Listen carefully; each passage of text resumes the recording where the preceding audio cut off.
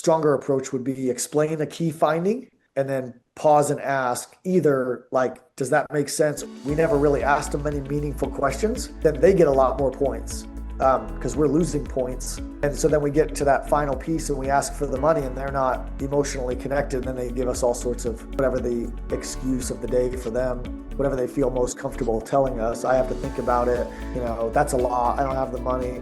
Yeah, sounds good. Let me go, or if the spouse isn't there or if they're not married, well, let me go talk to somebody else, right? They shouldn't have to talk to another doctor or their college kid, They should be able to make their own decision if they've made their own decision because of the questions you ask, right?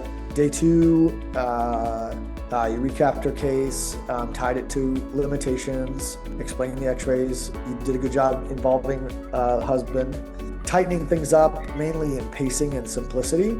Moments again where you kind of layered a lot of information information, disc degeneration, stenosis, scoliosis, inflammation, cortisol, gut health. But it was all in a sequence without pausing to let her process or respond. So stronger approach would be explain a key finding and then pause and ask either like, does that make sense? Or even better, how does that line up with how you've been feeling? Or what do you think's happening?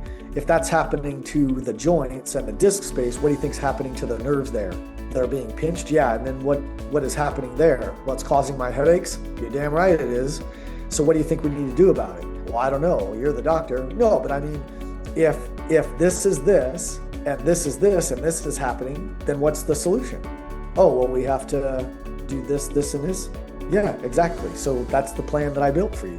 It's all about getting them to verbally agree and building ownership for themselves instead of just listening.